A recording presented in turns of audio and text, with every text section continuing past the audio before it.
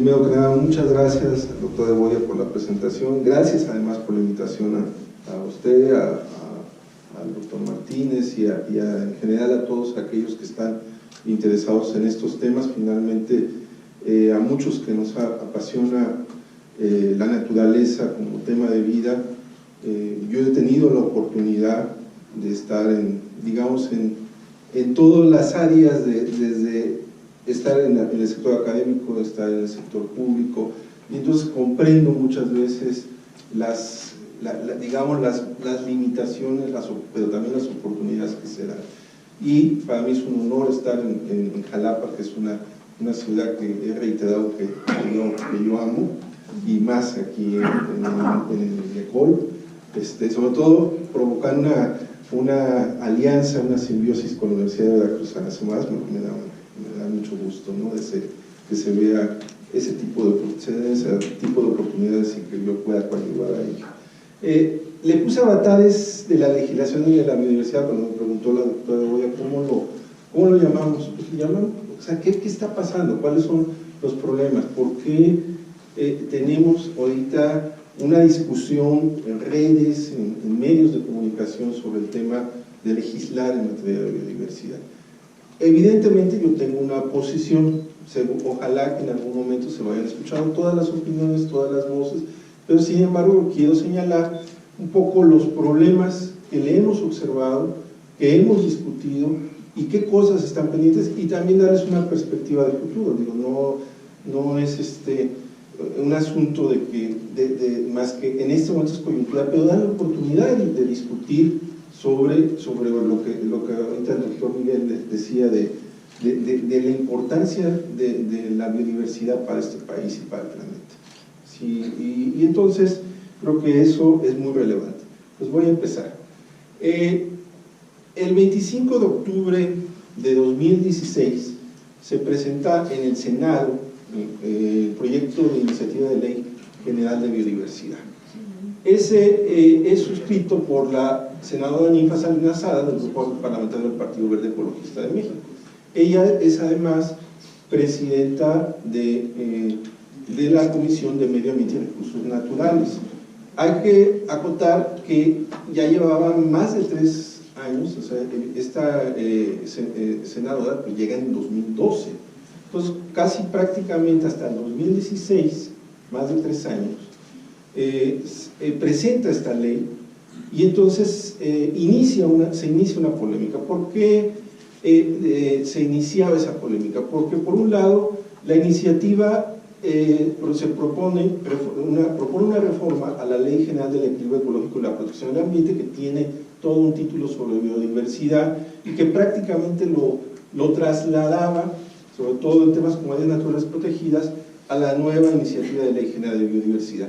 Y por otro lado, abrogaba, aquí me equivoqué, la Ley General de Vida Silvestre. Anoche todavía hice algo pasó.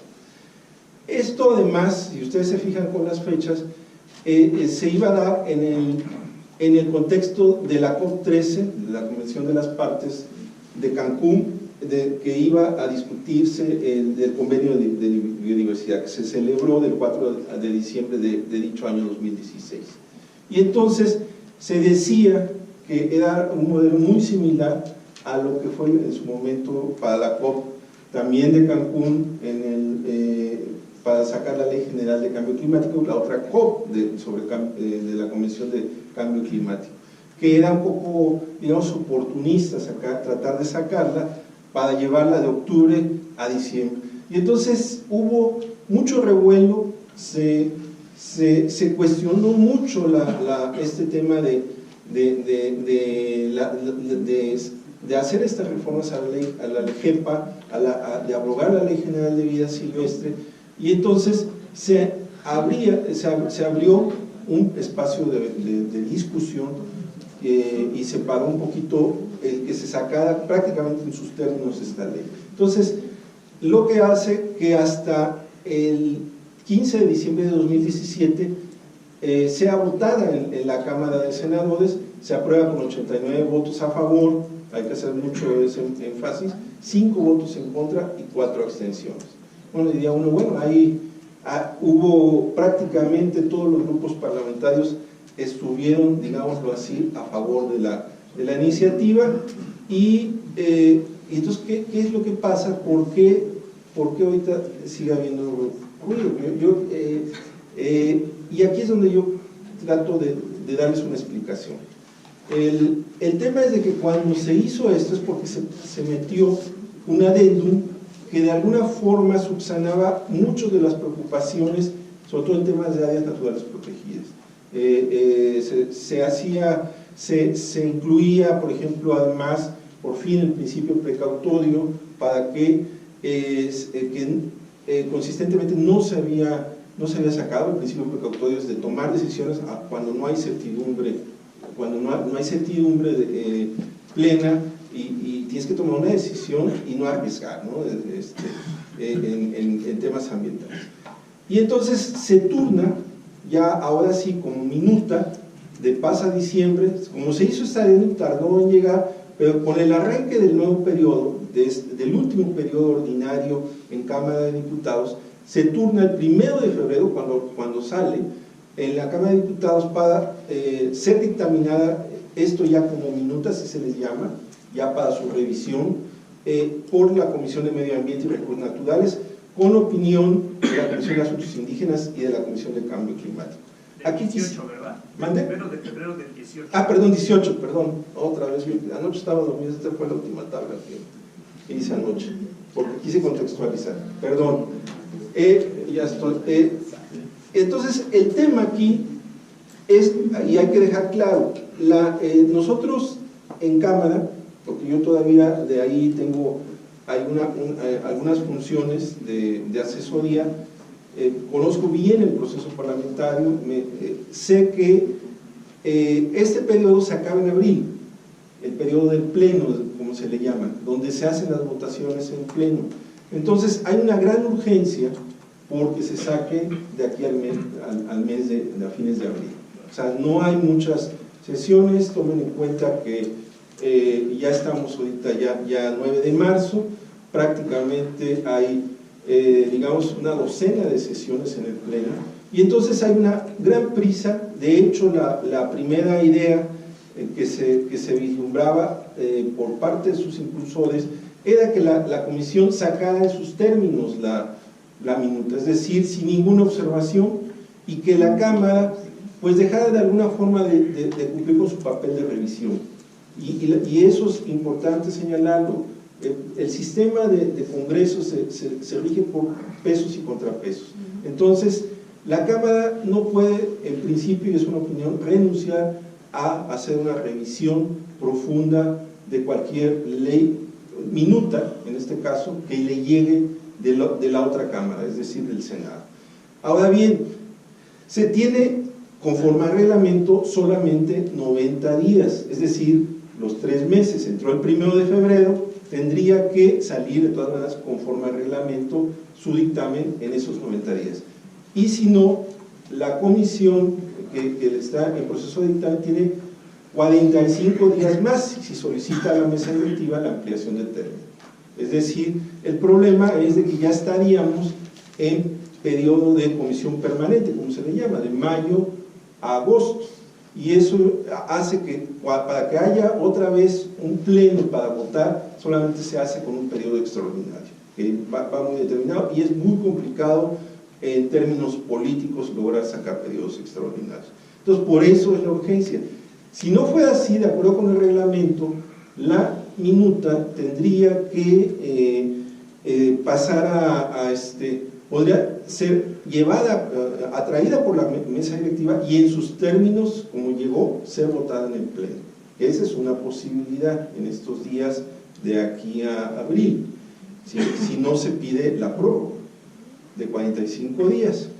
Ahora bien, hay también una opinión que también se le dio, aunque las dos comisiones habían solicitado turno para codictaminar con la Comisión de Medio Ambiente, la Comisión de Asuntos Indígenas y de la Comisión de Cambio Climático, no se les fue concedido más que opinión.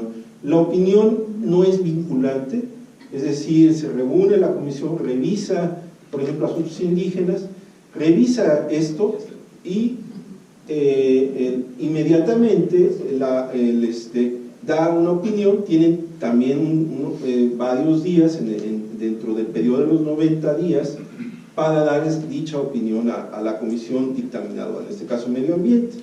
Entonces el problema que estamos teniendo, por ejemplo, ya dio su opinión precisamente este martes ya hubo comisión de asuntos indígenas, y su opinión es de que haya por el tema de pueblos indígenas el derecho a la consulta de los pueblos indígenas, sobre todo, ahorita lo vamos a comentar, por el tema de diversidad genética y el tema de acceso a recursos genéticos.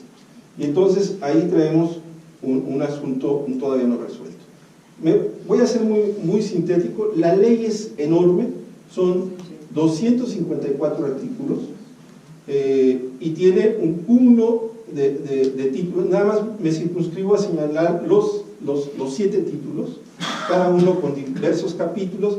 El de disposiciones generales, ahorita vamos a entrar en algunos ejemplos del desarrollo de estos títulos y estos capítulos y algunos artículos que digamos, a manera de ejemplo, porque podríamos echarnos los 254 y siempre le vas a encontrar observaciones. No hay ley perfecta, también hay que ejecutar.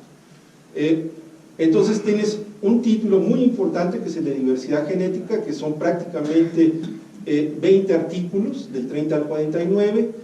El título tercero, que es apoyo a esfuerzos de la conservación de la vida silvestre, artículos 50 al 56, que digamos es en el donde muchas organizaciones pelearon por el asunto de las prohibiciones. Ahí están, digamos, guardados los artículos de prohibición desde primates, mamíferos, marinos, citácidos, etc. Un amplio artículo de 80 prácticamente artículos, digo, un título de prácticamente 80 artículos, que es el de diversidad de especies, ¿sí? que tiene que ver con todo el tema de aprovechamientos. Ahorita también vamos a hablar un poquito de esto. El título quinto, que es el tema de conservación y restauración de ecosistemas, con 14 capítulos, también es muy grande. Es el tema de ANPs prácticamente y otros espacios protegidos. El título sexto, que tiene que ver con la participación social, con 2 capítulos, del 219 al 229. El título séptimo, que es las medidas para la eficacia de esta ley, que es, digamos, la parte de inspección y vigilancia, ¿no? Con 4 capítulos y 24 artículos, ¿no? Y sanciones. Increíble, tiene 26 artículos transitorios. Y aquí no llegué ahorita ni da la conferencia. Habíamos comentado de que la minuta está disponible, ¿no? Es totalmente abierta. Yo sí quisiera aquí comentárselos, el comercial. Está en la Gaceta Parlamentaria. Si ustedes entran a la página de Cámara de Diputados, 1 de febrero, en la Gaceta Parlamentaria de ese día aparece como anexo 4 y es muy fácil entrar y bajarlo. Y ahí está todo los contenidos ya de esto. Aquí nada más quiero comentar que en los transitorios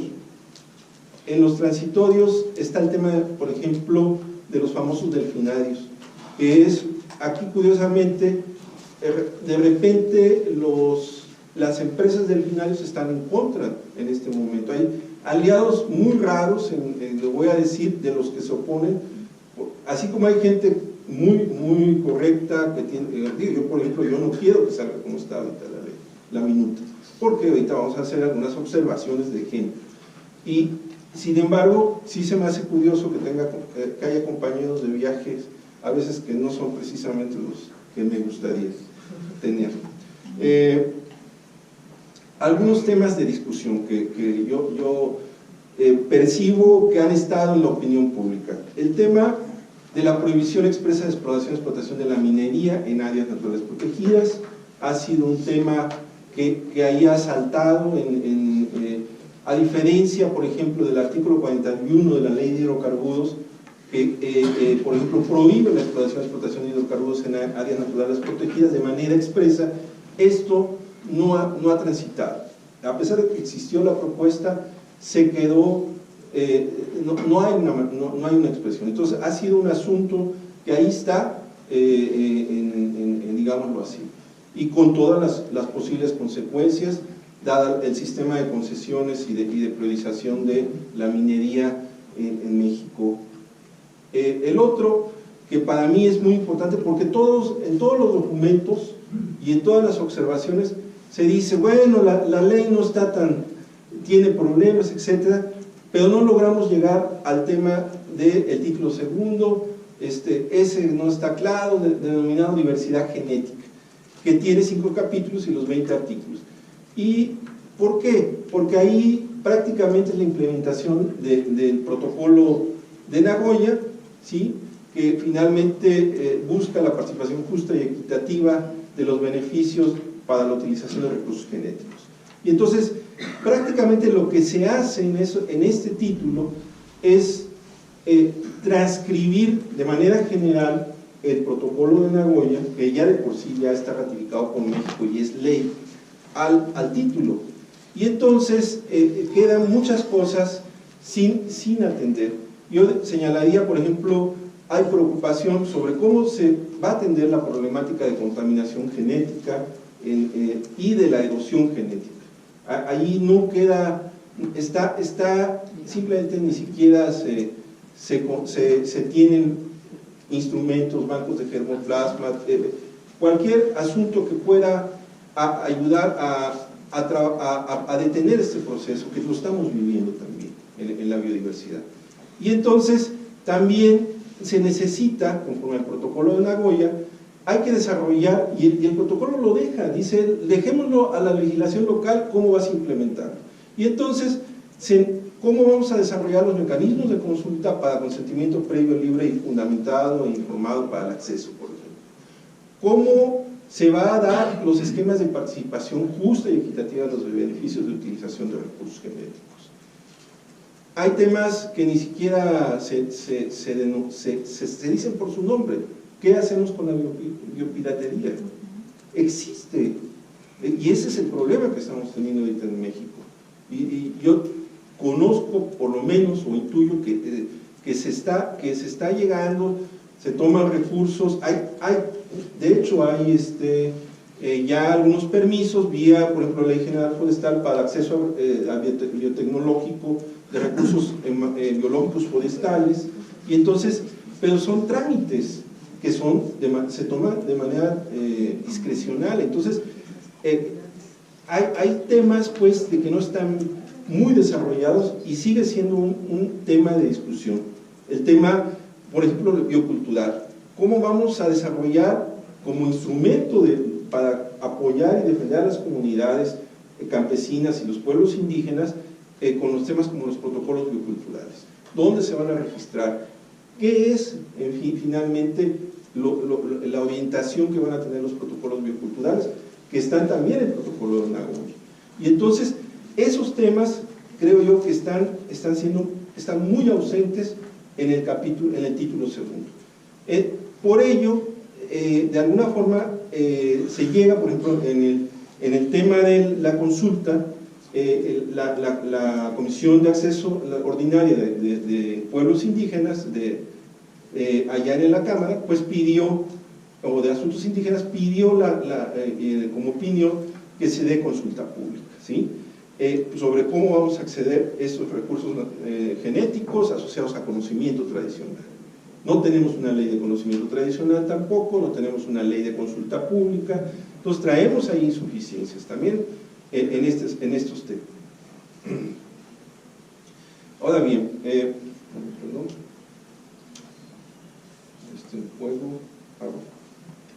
perdón, con las trampas tecnológicas siempre me aflojo. Algunos temas, voy ahorita a irme a algunos artículos a manera de ejemplo, no son todos, podemos tener diferencias de opinión o hasta no puedo tener alguna omisión técnica, pero digamos que aquí hay temas como el segundo, relacionado al objeto de la ley. Por ejemplo, hay en su fracción 1, se debe de considerar acciones no solo de conservación, que la Ley General de Vida Silvestre considera a la protección, manejo y mantenimiento en su definición, sino también de prevención, preservación y restauración de la biodiversidad, todos ellos considerados también en el concepto que se da en la Ley General del Equilibrio Ecológico. Y entonces hasta se deben modificar, por ejemplo, términos difusos, por ejemplo, como el tema de manejo adecuado, por el manejo, y, por ejemplo, y uso sustentable. Hay que incluir temas que incluso hay recomendaciones, Auditoría Superior de la Federación, sobre conceptos como patrimonio natural, que no está incluido dentro de, junto con el tema de biodiversidad, como un objeto de cuidado.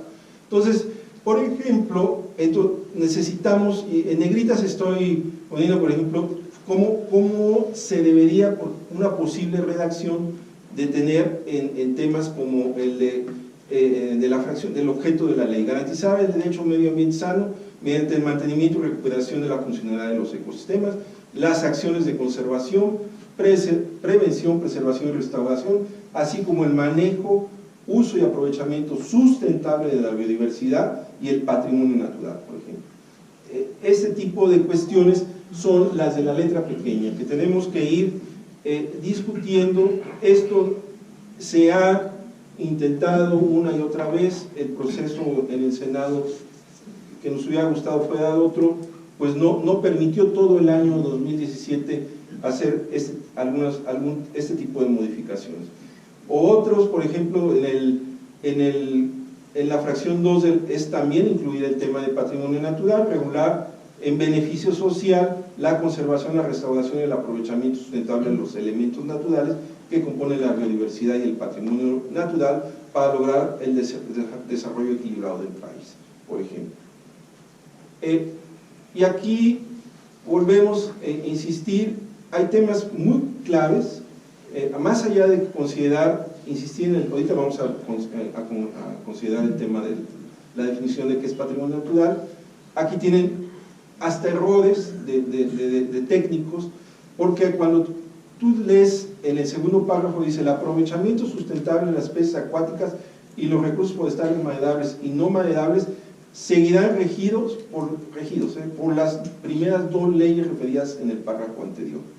Y si ustedes se fijan, en realidad se refiere a la Ley General de Desarrollo Forestal Sustentable para recursos forestales y a la Ley General de Pesca y Acuacultura Sustentable para especies acuáticas, ¿sí? Y el tema es aquí el tema es de que, salvo que se trate de especies o poblaciones en riesgo, y que consideramos que se debe meter también el concepto de especies invasoras, para que no se excluya de los listados, como ha sucedido en el último listado que se presentó ahora en 2017, o fines del 2016, se presentó el primer listado de especies invasoras formalmente para México, pero resulta que como la Ley General de Pesca se encarga de las especies invasoras en su materia, y la Ley Forestal lo mismo, pues resulta con que se sacó un listado parcial. No hay un listado de especies invasoras para plantas forestales, digamos así, para especies forestales, ni para determinadas especies acuáticas.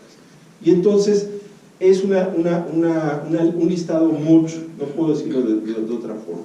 Y entonces la única forma es de que se mandate, al igual que especies en riesgo y poblaciones en riesgo, se mandate en la ley que las especies invasoras son materia de todas, de cualquier tipo, son materia de la ley de biodiversidad, ¿sí?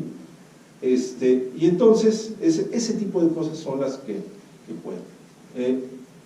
Temas como, por ejemplo, conceptuales, que aquí yo creo que se puede discutir horas y horas. Lo que hicieron fue pegar en definición de conservación la definición del artículo, tanto del artículo 4 como de conservación de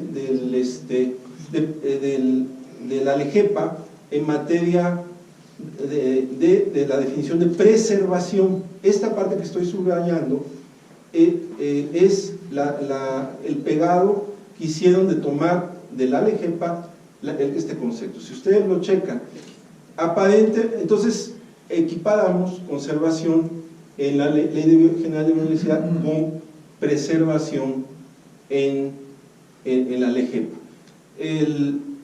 Entonces aquí son temas que habría que discutir con mayor finura sobre qué estamos entendiendo, porque eso va a tener consecuencias prácticas a lo largo de toda la ley. ¿Qué es conservar? ¿Qué es preservar? Y es un asunto que no me voy a meter ahorita en el detalle de las diferencias.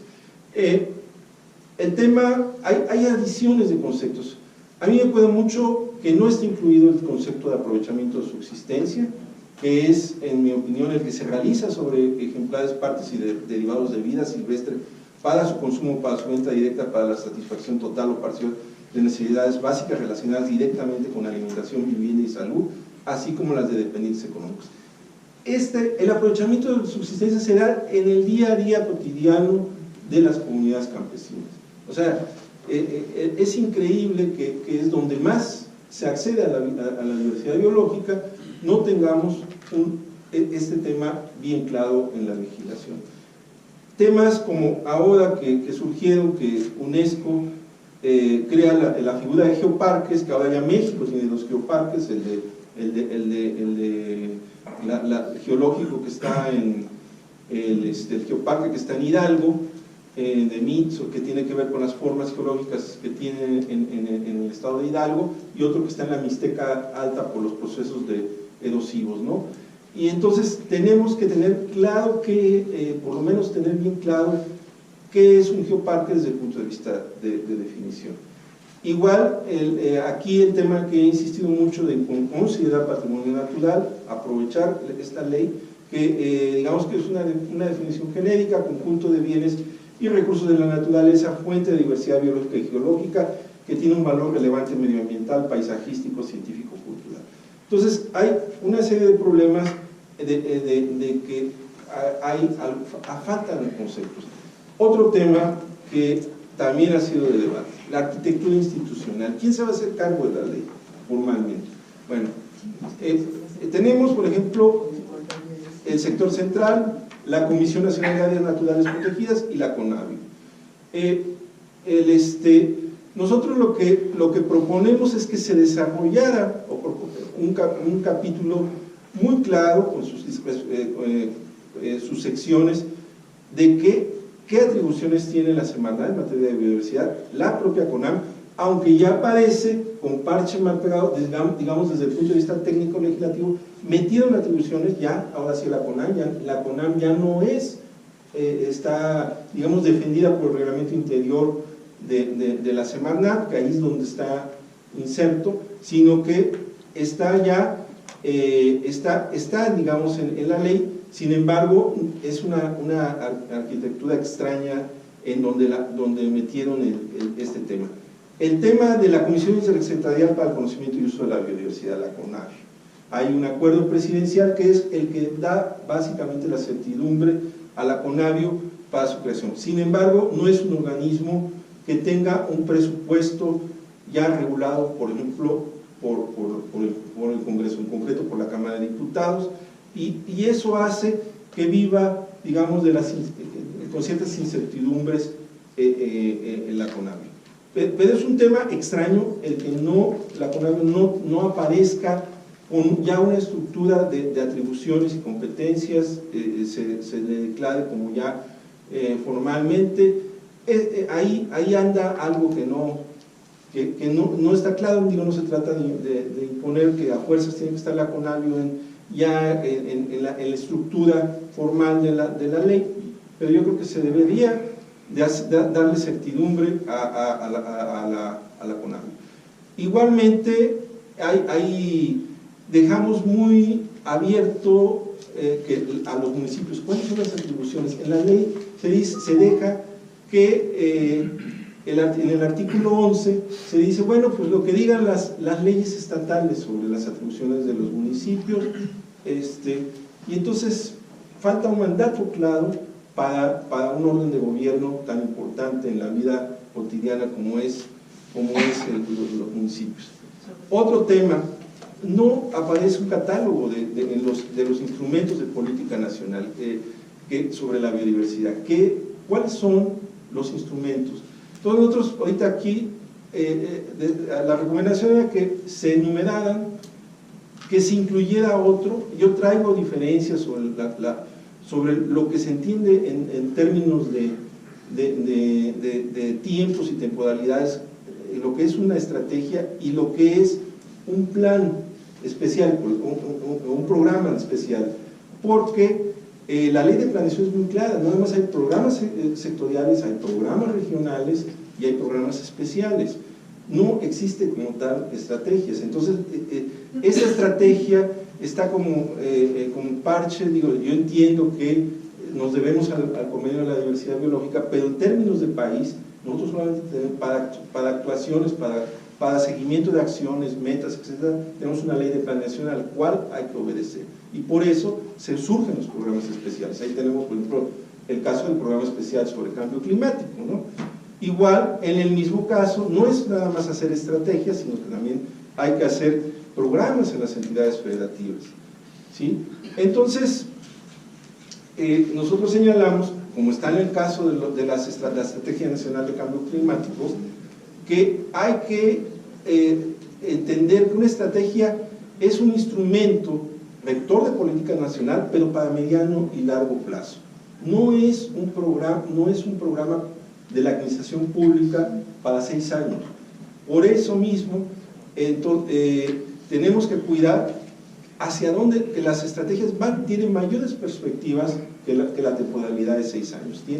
Tienes que tener esa visión de futuro en la materia de la Estrategia Nacional de Biodiversidad. El otro tema es que hay que promover, que se olvidó esto, lo mocharon, venía la iniciativa original y curiosamente se mocha, decía, la Secretaría promoverá la participación de los distintos sectores y grupos sociales en la elaboración, actualización y ejecución de la Estrategia Nacional sobre Biodiversidad, según lo establecido en esta ley. O sea, quitaron ese mandato de promover participación social en la elaboración y ejecución de actualización de la estrategia. Ahora bien, aquí bueno, básicamente aquí hay un error, pero lo que nosotros se quedó claro que sería la Secretaría finalmente, esto no le da tanto caso lo que puse aquí arriba, la Secretaría va a elaborar, actualizar y publicar la estrategia, ¿sí? Pero tiene participación con la CONABIO. Y nosotros creemos que el Consejo Consultivo Nacional para la Biodiversidad que se crea en la ley lo apruebe, no nada más sea un consejo que dé opinión, ¿sí? Y que además esta parte también se quedó fuera, por algún extraño, que la estrategia sirva para retroalimentar otros instrumentos de planeación del desarrollo a través de las líneas generales basadas en el diagnóstico de la propia estrategia. Es decir, tiene que haber, el tema de biodiversidad no puede quedar aislado en el mandato de la Planeación Nacional de Desarrollo, ¿sí? Y ese es un tema que tenemos que ser muy cuidadosos. O sea, los problemas que estamos teniendo de pérdida de biodiversidad generalmente tienen que ver con muchas malas decisiones de política pública en otros sectores, sobre todo de las actividades económicas, ¿sí? Otro tema, nosotros proponemos por lo mismo que se adicione un par de artículos para definir qué es un programa especial de biodiversidad que se necesita hacer cada 6 años. Bueno, si tenemos un programa especial de cambio climático, hay una ley general de cambio climático que mandata que se haga una estrategia nacional de cambio climático, un programa especial de cambio climático. ¿Por qué no podemos hacer un programa que incluso podría ser hasta concurrente? Lo podríamos también, habría que discutir para el tema de la biodiversidad de este país, ¿sí? Para que tengamos metas medibles cada 6 años, de cumplimiento, de acciones medibles, responsables institucionales. Eso lo necesitamos tener, no dejarlo tan ambiguo. Y aquí voy a poner pongo tres láminas antes de entrar al tema de especies. Esa es una posición personal y de carácter bioético sobre cuáles son las metas para el manejo de la conservación y aprovechamiento sustentable de la vida silvestre. En mi opinión, es un asunto bioético, debería ser defender a los animales en la posesión de sus derechos, proporcionarles la oportunidad de vivir su propia vida a su manera, lo mejor que puedan, libres de la depredación humana. Eso sería desde la idea bioética el respeto a los derechos. Hablamos de derechos de animales, de la vida silvestre. ¿Cuál entonces sería la meta? La meta sería enfocar en la legislación de México que se promuevan programas y proyectos para proteger a los animales silvestres de aquellos que violan sus derechos. Por ejemplo, quienes ponen trampas, practican la caza deportiva, aquellos promotores de actividades comerciales que destruyen o despojan espacios de vida en nombre de la inversión, etc. ¿Sí? Entonces, ahí la conclusión que señalaría es que quienes viven del aprovechamiento comercial extractivo de animales silvestres es desde el enfoque de los derechos de los animales incorrecto. Y esto vengo aquí a provocar un poco el debate, ¿no? Habrá justicia cuando nos rehusemos a permitir que este tipo de aprovechamiento continúe a través de no adquirir por ningún motivo ejemplares de animales de la vida silvestre. No hablemos de prohibir, sino de ir cambiando la conciencia de las personas respecto a lo que significan los derechos de los animales, a vivir en libertad, o sobrevivir en espacios naturales y no ser sujetos a caza o captura solo para fines de recreación humana o consumo superfluo, que no sea la mera subsistencia humana. Entonces tenemos que cambiar, porque yo a lo largo de todo un título se promueve mucho la idea de que vayamos del extractivismo de animales, sobre todo de animales de la vida silvestre. Y en realidad temas como la caza deportiva se ven como una oportunidad para el desarrollo. Y entonces eso creo yo que no es lo correcto. Pero bueno, es una discusión que me gustaría que se pudiera dar en el debate o en las mesas. Entonces nos vamos al tema del aprovechamiento extractivo. En el tema precisamente para sobrevivir, para la subsistencia, consideramos que primero que nada, voy a empezar por el tema del aprovechamiento extractivo, que dice, por ejemplo, que no será necesario contar con autorización para realizar el aprovechamiento de insectos nativos, salvo que se trate de especies o poblaciones en riesgo. La idea es de desregular, ¿no? De que tenga toda la gente la posibilidad sin autorización de aprovechar insectos nativos, que la diversidad de insectos de este país es enorme, el consumo de ellos es igual enorme en las comunidades campesinas e incluso en las áreas urbanas. Sin embargo, creemos que hay que agregar algunas cosas respecto a la tramitología, un par de párrafos. Uno sería: la Secretaría, previa opinión favorable del Consejo Consultivo Nacional, identificará a través de lista las especies, poblaciones o grupos de especies que no requieren autorización para su aprovechamiento extractivo. Estos, porque necesitamos de regular, y no todo lo que, aparte de los insectos, hay, digamos, quelites, vamos a suponer, por dar un ejemplo, no todo, hongos, pues de todas maneras la gente accede, no va a pedir una autorización, y ya me imagino que ahí en la Secretaría formalmente todo el mundo va a pedir su autorización, ¿no? Y entonces aquí tenemos que dar una salida a este tipo de cosas, porque formalmente pues, mucha gente está en la ilegalidad cuando anda en colectas. Las listas respectivas deben ser revisadas, actualizadas en lo posible, ¿no? Y entonces este tipo de temas de la desregulación en muchos temas. El otro, y que tiene que ver con el ideal bioético, y que a mí siempre me ha parecido sumamente incorrecto que se sea tan ambiguo en el tema de las especies en riesgo en su aprovechamiento extractivo. Entonces, por alguna extraña razón, descuidan y no dejan de manera expresa decir que se podrá autorizar, o sea, el texto lo voy a leer como está en este momento.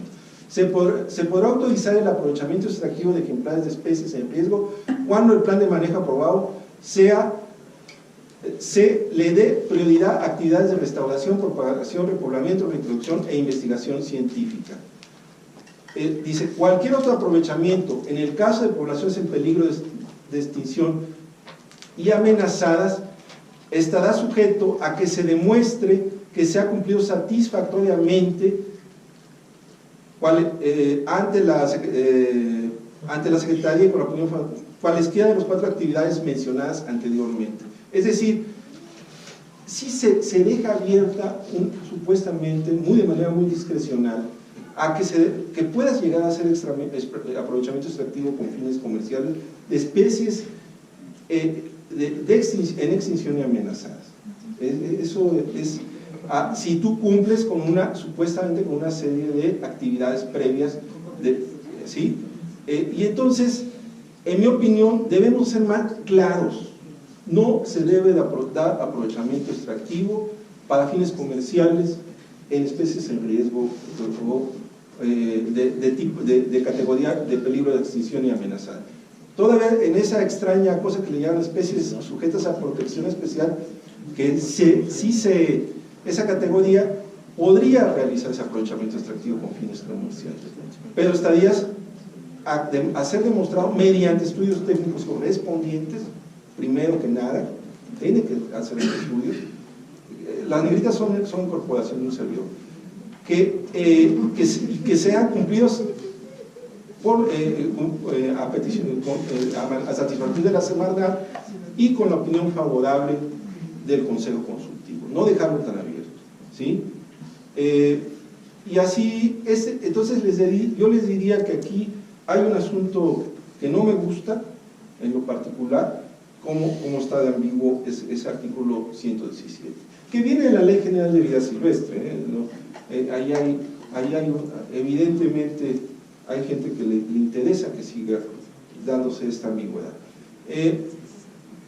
El otro que les decía que a mí me puede mucho porque el aprovechamiento de subsistencia es el real, es el que se está dando todos los días, no es nada más de fauna de cualquier clase, es también de flora. Y entonces, aquí ya les decía, hay que tenerlo definido, hay que incorporar con claridad, decir que en el artículo 130, de qué se trata, que es aprovechamiento de subsistencia, que además la Secretaría, y aquí son muy enfáticos, no nada más las autoridades competentes a la fecha y en la ley son los gobiernos estatales, esos son, y los gobiernos estatales ni se preocupan por el tema de aprovechamiento de subsistencia, ni lo conocen. Entonces hay que meter también que la Secretaría tenga mano en este tema, que ayude a orientar el aprovechamiento de subsistencia, y ahí hay que ampliar el tema. Por lo menos una de las propuestas es que la Secretaría y en su caso los gobiernos estatales encaucen el tema de aprovechamiento hacia la sustentabilidad, apoyen a las comunidades, que se tenga ese mandato en la ley y que incluso tengamos prioridades. ¿Dónde vamos a enfocarnos? Pues primero que nada en donde tengamos problemas de que se está en un aprovechamiento como subsistencia de especies en riesgo o posible riesgo, y así vayamos teniendo un poco de un orden de prioridades. No firmar acuerdos, por ejemplo, con intermediarios en este tema y siempre con esta intención de capacitación para los habitantes de comunidades rurales. No nomás estemos pensando en UMAS, que ese es un problema que tenemos en la actual Ley General de Vida Silvestre. O sea, no tienes que tener, o sea, para caminar una UMA es todo un asunto que no está funcionando, sobre todo en muchas comunidades, ¿no? Y entonces, ese es el tema de que tendríamos que tener algo bien. El otro tema es el aprovechamiento no extractivo, ¿no? Digamos, el más noble, ¿no? En teoría, y aquí lo que estamos diciendo es que precisamente por ser un tema que noble, digamos, el no extractivo, el de observación, el de fotografía, etcétera, pues no necesariamente se requiere una autorización. Hay que también no exagerar. O sea, el aprovechamiento no extractivo de vida silvestre, si yo me salgo acá y voy y ando paseando y ando viendo aves y tomándoles fotos, observándolas, en teoría, si lo interpreto así, tendría que requerir una autorización. Eso es una sobreregulación. Entonces, lo que nosotros proponemos es que solamente se requiere autorización cuando se realice en espacios prioritarios para la conservación o con especies o poblaciones en riesgo. Ver ballenas grises, que no puedes estar ahí en determinados momentos de su ciclo biológico, etcétera, las vas a perturbar, por ejemplo. O sea, ese tema, ese tipo de cosas en áreas naturales protegidas, etcétera. Y si hubiera en su caso que la Secretaría detectara que está pasando un problema con el aprovechamiento no extractivo y que tenga consecuencias negativas para la preservación de la biodiversidad, pues si ya, que no se requiere más que se deje sin efecto si se dio aviso, ¿no? Que es lo que nosotros proponemos, un aviso por escrito, ¿sí? Y a estos contenidos, etcétera, se pueden dar los lineamientos en reglamentos, en normas oficiales mexicanas correspondientes para cuando se requiera autorización. El tema, otro gran tema, álgido, grande, ustedes deben saber que se crean los espacios prioritarios para la conservación. Voy a dar unos ejemplos, pero básicamente descansan en las actuales categorías de las áreas naturales protegidas que fueron prácticamente transcritas. Hay otros espacios protegidos, voy a dar algunos a manera de ejemplo que tienen que ver en este gran título de espacios prioritarios para la conservación. En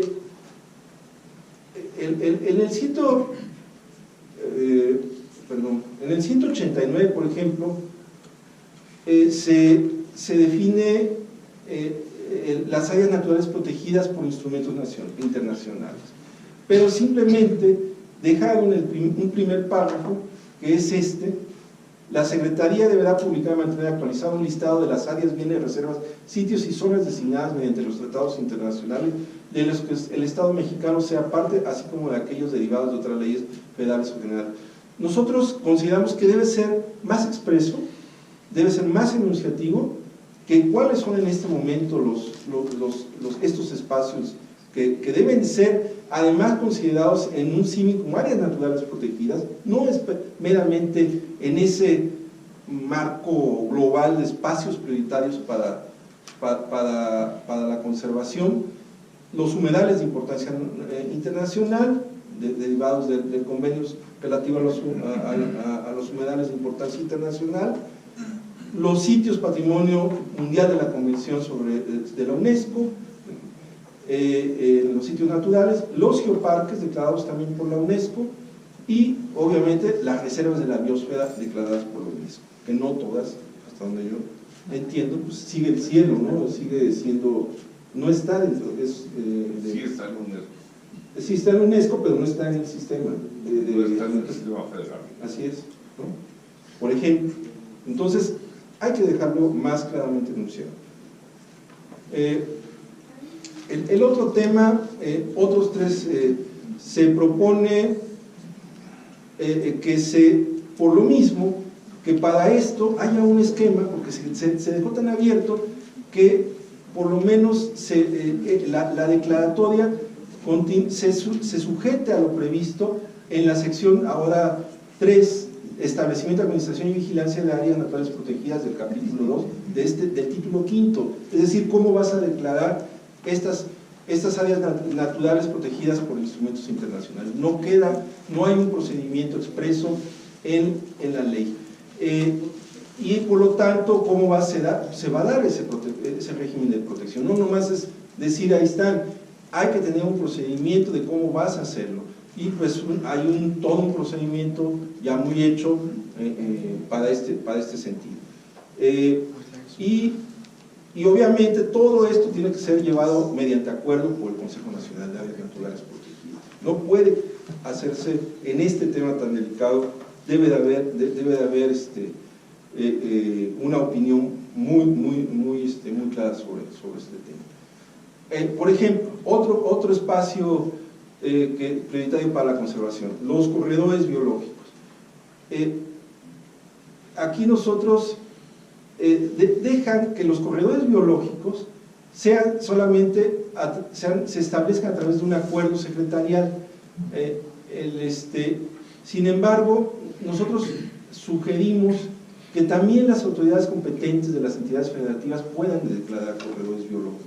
No esperar a que el gobierno federal, a veces por la urgencia, por los procesos, se espera una declaratoria de corredor biológico, ¿sí? Hay distintas escalas incluso de corredor biológico. Entonces, sí darle la oportunidad a los gobiernos de los estados de que también de manera expresa puedan declarar corredores biológicos.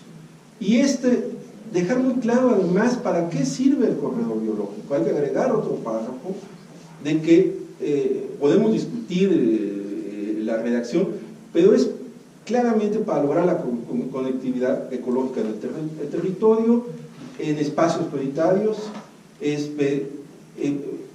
qué tipo, por ejemplo, de papel tienen los cursos fluviales, terrenos forestales y otros elementos del territorio, y cómo los inscribes en programas como es el ordenamiento ecológico del territorio. Eso se necesita, sea muy claro. El otro tema es las regiones prioritarias, que tanto se señalan. CONAVIO ha hecho un extraordinario trabajo sobre este tema. Entonces, se crean las regiones prioritarias también por un acuerdo del titular de la Secretaría, pero la Secretaría debe darle su espacio también a la CONAVIO para que se impulse este estudio, la identificación, la delimitación, el diagnóstico y el monitoreo, porque si no, dejas al acuerdo del titular.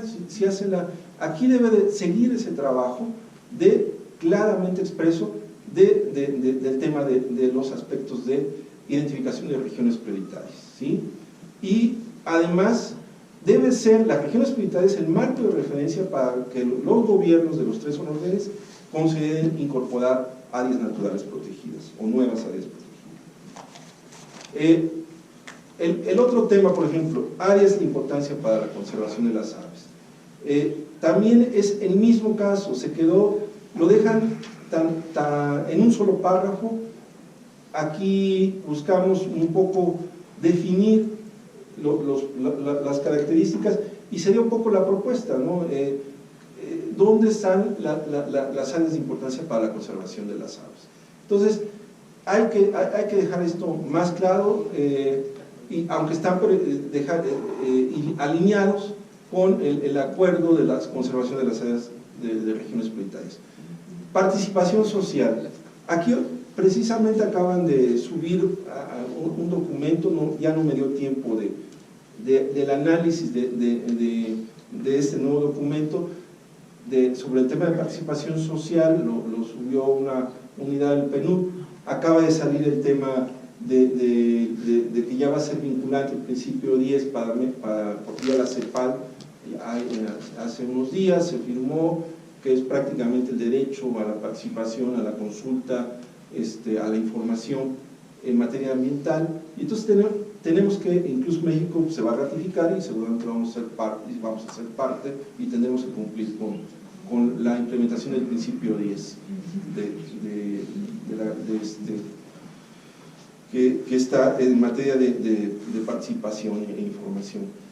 El tema es aquí que creo yo que un Consejo Consultivo Nacional debe de ser presidido por máximos responsables de la política.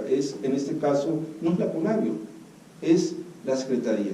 En todo caso, la CONAVIO debe de ser quien pueda ser el director técnico del Consejo Consultivo. Creo yo que aquí esto es un tema donde no puedes bajar un consejo consultivo. La sociedad debe de tener un interlocutor directo al titular de la Secretaría o a su representante, ¿sí?, en un consejo de ese nivel. Lo dejamos, hay cosas de organización que tienen que expresamente decirse que en el reglamento, son las negritas, que debe haber un mandato de obligación de sesiones ordinarias 3 veces al año. ¿Por qué? Porque si no, pues luego los consejos nomás se instalan y te vuelves a ver en 2 años, ¿no? No, tienes que cumplir con esto. Y yo les decía que en todo caso, si algo tiene la CONABIO, pues técnicamente puede estar en el tema de la dirección técnica, ¿no? Además de que va a haber un comité científico asesor. Pero sí creo que en términos de interlocución, quien debe de presidir en todos los consejos nacionales es la Secretaría, el titular, ¿no? Luego la conformación, ser más expreso. Lo dejaron, dice que el Consejo Nacional va a estar conformado por 4 representantes de estos sectores. Entonces, dicen personas, agrupaciones, y luego ponen de pueblos indígenas y de comunidades rurales. Nosotros decimos que dejar muy claro que sean preferentemente autoridades, tanto de pueblos indígenas y de comunidades rurales o ejidos, relacionados al tema de la conservación de la biodiversidad, empresas, aquí el sector privado, que tengan también relacionadas a estos aspectos de conservación y aprovechamiento sustentable de la biodiversidad, también de manera expresa las organizaciones de la sociedad civil y los comités regionales de biodiversidad, que es un subconjunto, digamos, del Consejo Nacional. Luego, ¿cómo integrar el Consejo? Una, hacer énfasis de nuevo, reconocida trayectoria de los consejeros en materia de conservación y aprovechamiento sustentable, que sean elegidos conforme a la convocatoria pública. Lo dejo ahorita ambiguo, porque si no, la Secretaría, aquí como está, se abroga el derecho de elegir a los consejeros. Entonces, creo que eso tampoco es muy democrático, ¿sí? No es, lo que se quiere es un diálogo, una interlocución de todas las voces, y podría ser un consejo a modo o muy uniforme. Ese es el riesgo. Y otra, que no sean toda la vida. Los consejeros tienen que tener un fin, 3 años, o pueden ser perpetuos, ¿no? El nivel de quienes participen, de los servidores públicos, mínimo tiene que ser de director general. Pues dejar un director, puede ser director de área, no es el tema, tienen que tener poder de decisión. Y obviamente suena extraño, pero hay que dejarlo. Los consejeros tienen que ser de manera honorífica, luego se malinterpretan los consejos, ¿sí? El tema de las vedas, aquí también ese es un tema que se deja muy raro. La Secretaría, y aquí le pongo, aquí he dejado opinión del Consejo Consultivo Nacional, yo le pongo opinión favorable. Si el Consejo Consultivo Nacional propone establecer vedas, limitaciones al aprovechamiento de poblaciones, o promover esto, pues tiene que tener una opinión muy clara del Consejo, ¿no? Sé que pues, opinión, pues si ya te pedí opinión, digas lo que digas, yo te voy a hacer lo que yo quiero. Ese no es el asunto, ¿no? Y luego, hasta dónde se puede levantar una veda, se puede establecer, pero no es a solicitud de personas físicas o morales interesadas meramente. También la Secretaría lo puede hacer y no esperar a solicitar a que haya una solicitud de personas físicas o morales, ¿sí? Ese es un asunto que padece nimio, pero pues no me muevo mientras nadie me diga, ¿no? De oficio tienes que entrar en este tema. Y este tema de veras tiene que estar publicado con una resolución de por qué, ¿sí?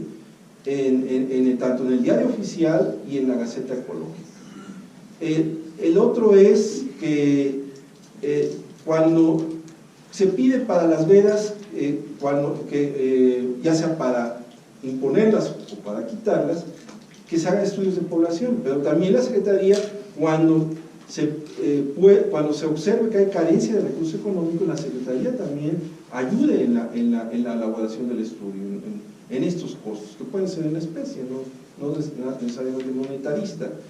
Y que dé asesoría, porque muchas veces ahí pues escapa, ¿no? Y deja, pues si tienes dinero, pues sí haces la veda, si no vas a hacer nada, o vas a levantar la veda, o sea, cualquiera de las acciones que se tomen en esta materia.